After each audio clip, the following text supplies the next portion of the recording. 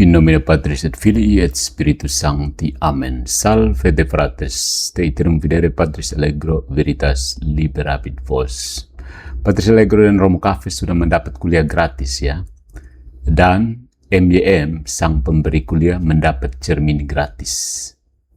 Cermin gratis, tapi dia lupa melihat. Atau mungkin malu melihat cermin.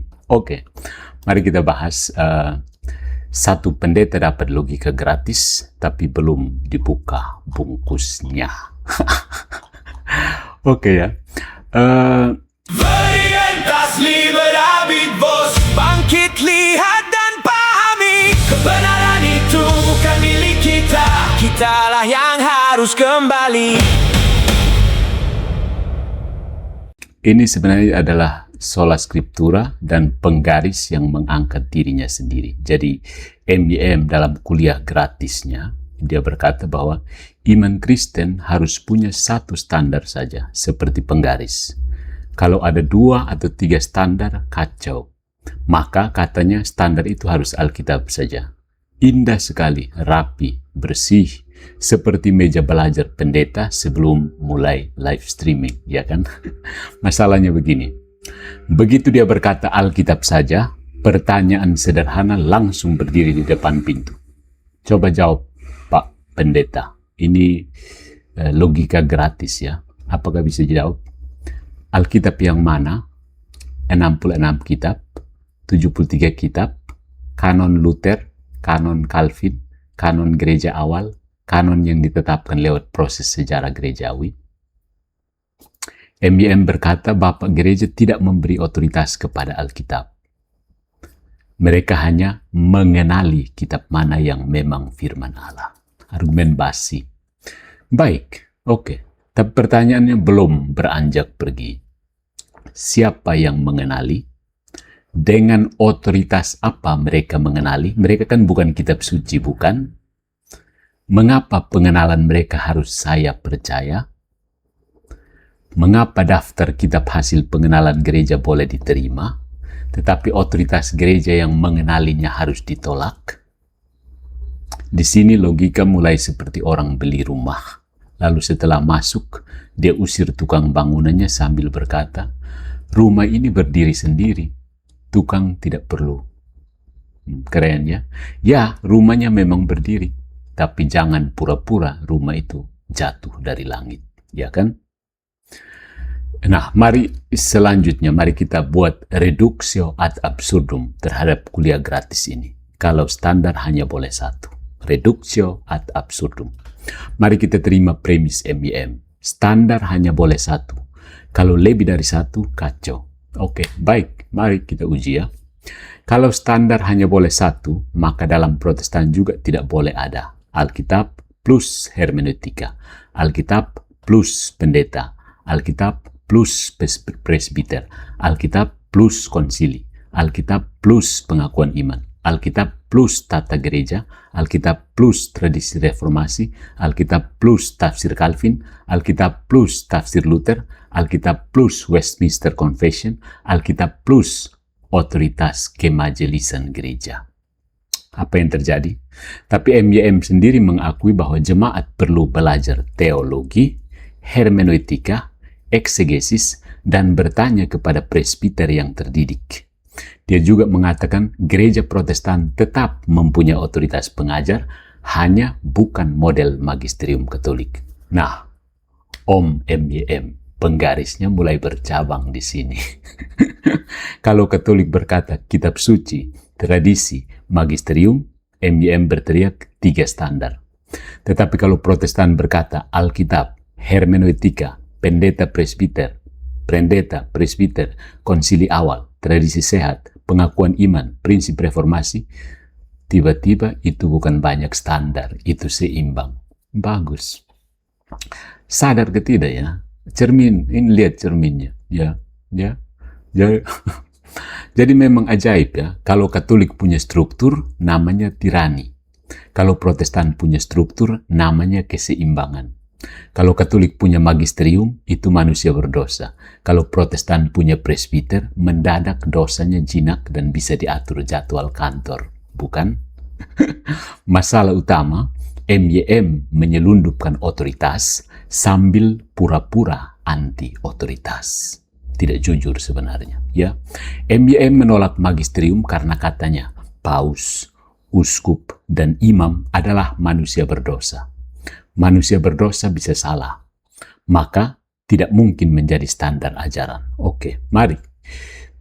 Kita setuju? Baik.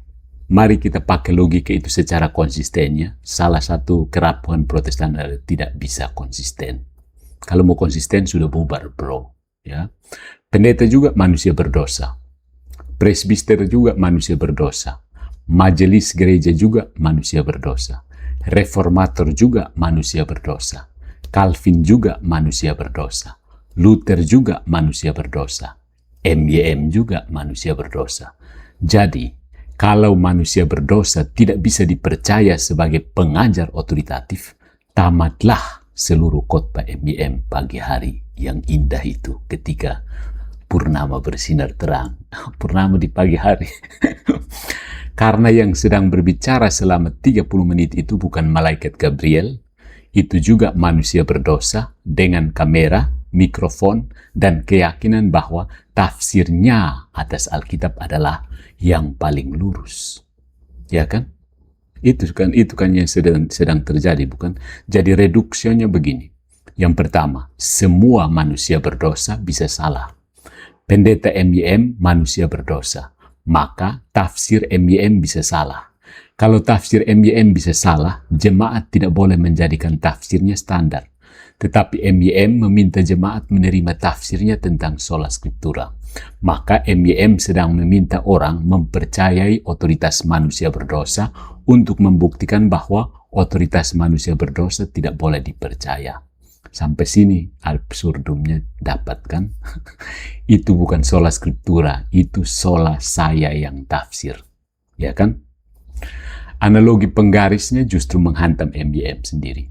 MYM berkata, iman Kristen butuh satu standar seperti penggaris. 1 sentimeter harus tetap 1 sentimeter. Oke, betul. Tetapi ada satu hal yang dia lupa. Penggaris tidak membaca dirinya sendiri. Penggaris memang standar ukuran, tetapi tetap dibutuhkan orang yang membaca penggaris itu. Kalau matanya rabun, kalau tangannya miring, kalau benda yang diukur bengkok, hasilnya kacau, bukan? Alkitab itu standar ilahi. Katolik tidak menolak itu. Yang ditolak Katolik adalah hayalan bahwa teks dapat menafsirkan dirinya sendiri tanpa otoritas hidup yang menjamin kesatuan iman. Ya.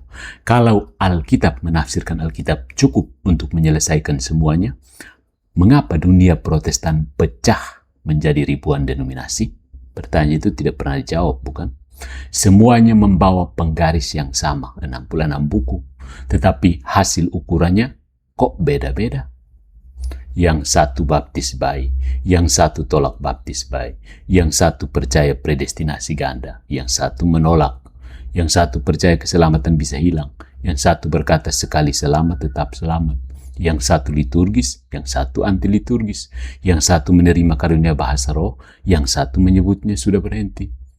Malangnya lagi, sola scriptura itu juga dipakai untuk menolak Trinitas, dan MYM kewalahan untuk membalasnya itu. Ya kan? Semuanya berkata kami hanya ikut Alkitab. Erastus bilang dia tidak ikut Alkitab. Nah, kalau semua memegang penggaris yang sama, tetapi hasil potongannya berbeda-beda seperti Deki dan Kilapong, mungkin masalahnya bukan pada penggaris. Masalahnya pada siapa yang berhak membaca ukuran secara final. Disitulah Katolik berkata, Kristus, Tuhan kita Yesus Kristus, tidak meninggalkan buku sendirian di atas meja. Dia mendirikan gereja. Nah, MYM menerima tradisi ketika menguntungkan, menolaknya ketika itu Katolik. Bagian paling lucu, MYM menolak tradisi Katolik, tetapi menerima Konsili Nicea, Konstantinopel, Kalsedon, Doktrin Tritunggal, dan Duinatur Kristus. Dia berkata tradisi seperti itu boleh diterima karena sesuai dengan Alkitab. Oh ya, pertanyaannya sesuai menurut siapa? Ya, Karena toh Johnny Kelapung tidak terima itu. Beberapa dia tidak terima, ya kan? Nah, Arius juga membawa ayat. Nestorius juga pakai ayat kitab suci. Saksi Yehova juga baca 66 kitab. Unitarian juga baca 66 kitab. Modalis juga bawa ayat. Semua bidat besar dalam sejarah tidak datang sambil berkata, kami membenci Alkitab. Mereka datang sambil berkata, menurut Alkitab, Alkitab mengatakan bahwa Yesus itu bukan Allah. Iya, itu fakta. Ya. Maka ketika MYM berkata konsili Nicea benar karena sesuai Alkitab, sebenarnya dia sedang memakai hasil tradisi gereja untuk menentukan mana tafsir Alkitab yang benar. Welcome back from the jungle of Protestantism. Jadi dengan kata lain, MYM makan buah dari pohon tradisi lalu mengutuk akarnya. Silahkan, itu kan kehendak bebas kan, atau mungkin karena dipredestinasi untuk seperti itu. Gas. Dia menerima Tritunggal dari konsili, menerima Kristologi Kalsedon, menerima daftar kitab perjanjian baru, menerima istilah kanon, menerima bahasa teologis gereja awal, tapi setelah itu dia berkata, tradisi tidak boleh jadi standar. Ini seperti orang pakai wifi tetangga sambil berteriak, saya mandiri secara digital. Ya, itu wifi-nya dari Katolik, bro. Kamu hanya dapat pancarannya saja. Nah, kemudian ada problem kanon. Alkitab tidak datang dengan daftar isi dari surga. Itu jelas-jelas. MYM berkata kitab-kitab kanonik menyatakan diri sebagai firman Allah. Gereja hanya mengenali. Baik. Tapi kitab 2 Petrus, Yakobus, Ibrani, Wahyu, dan Yudas semuanya pernah diperdebatkan dalam sejarah gereja. Kalau semuanya begitu jelas menyatakan diri, mengapa perlu proses panjang? Atau ya, sekali lagi pinjam argumen kalian. Kalau ada perdebatan, ada yang tidak setuju dengan Injil-Injil itu, kenapa tidak sekalian dibuang saja? Ya. Dan kalau gereja hanya mengenali, tetap saja pertanyaannya. Apakah pengenalan gereja itu bisa salah atau tidak? Kalau bisa salah, maka kanon bisa salah. Kalau kanon bisa salah, maka fondasi sola scriptura goyah. Kalau tidak bisa salah, berarti gereja punya otoritas yang dijaga dalam mengenali wahyu. Kalau gereja dijaga dalam mengenali kanon, mengapa mustahil gereja dijaga dalam menafsirkan iman? Di sini sola scriptura masuk ke lorong sempit, orang Kupang bilang TGP. Butuh kanon untuk menjadi standar, butuh gereja untuk mengenali kanon, tapi setelah kanon diterima, gereja disuruh diam. Ini bukan logika rasuli, ini logika anak kos. Setelah dibantu bayar kontrakan, induk semang dianggap tidak relevan. Bagus. Nah, tuduhan bahwa tradisi Katolik bertentangan dengan Alkitab, itu bergantung pada tafsir MYM. Ya. MYM menyebut patung Maria, doa arwah Immaculata Assumpta, dan keperawanan abadi Maria sebagai tradisi yang tidak biblis. Tetapi pernyataan tidak biblis itu sendiri bukan ayat Alkitab, bukan? Itu kesimpulan tafsir. Katolik tidak berkata semua dogma harus muncul dalam bentuk kalimat mentah seperti resep Indomie. Maria dikandung tanpa noda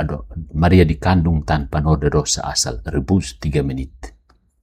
Katolik membaca kitab suci dalam kesatuan tradisi apostolik, tipologi, liturgi, konsensus iman, dan perkembangan doktrin yang oleh Dekingares disebut palsu.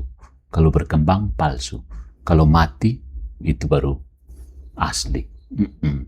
Jadi Protestan sering meminta ayat eksplisit untuk Maria, tetapi ketika berbicara tentang Tritunggal, mereka tidak menuntut kata Tritunggal harus eksplisit. Kenapa? Ketika berbicara tentang kanon 27 kitab perjanjian baru, mereka juga tidak menuntut satu ayat yang mencantumkan daftar 27 kitab. Bukan? Aneh.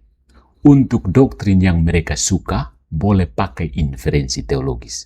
Untuk doktrin Katolik, tiba-tiba harus ada fotokopi ayat dengan tanda tangan Paulus. Ini kalau bukan anti-Katolik namanya apa? Ya.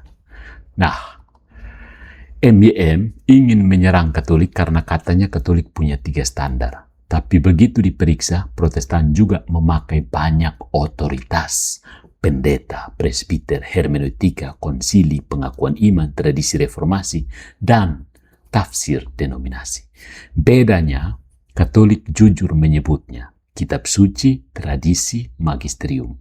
Protestan sering menyebutnya Alkitab saja, lalu diam-diam menaruh Calvin, Luther, Westminster, Presbyter, dan tafsir pribadi di bawah meja. Ya, jadi masalahnya bukan Katolik punya terlalu banyak standar. Masalahnya, MYM tidak sadar bahwa dia juga punya tradisi. Hanya tradisinya tidak mau mengaku bernama tradisi. Itu dulu. Ya, jadi MYM datang membawa penggaris dan berkata, hanya ini standar. Tetapi ketika kita tanya siapa yang membaca angka pada penggaris itu, dia menunjuk pendeta, presbiter, hermeneutika, konsili, dan tradisi reformasi. Rupanya penggarisnya satu, tetapi tukang ukurnya satu kampung. Ya kan? Ya kan?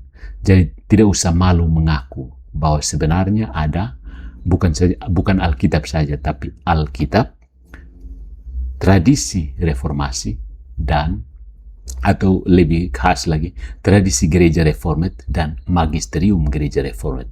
Pak MYM sedang menjalankan tugas magisterium reformat untuk mengajarkan tradisi reformat, bukan?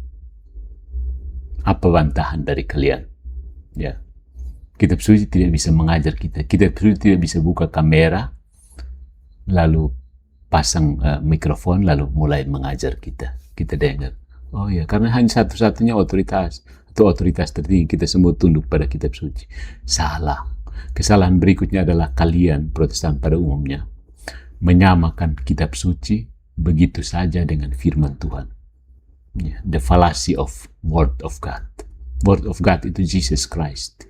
Ya, dan ingat, Yesus Kristus tidak pernah menulis buku dan tidak pernah menyuruh murid-muridnya untuk menulis buku, bukan?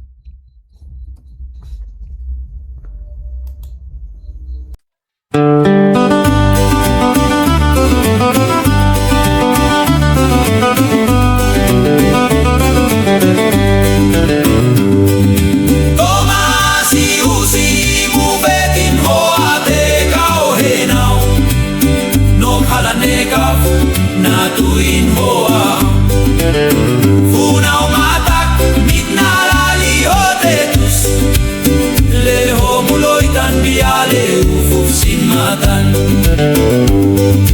Tomasi usi mufetin hoa te kau henau Nom halanekaf natuin hoa Funau matak mitnalali hotetus Leho muloitan biale ufuf sin matan Pinalehen tana le ufuf bian Mampania pinat neu hoto Israel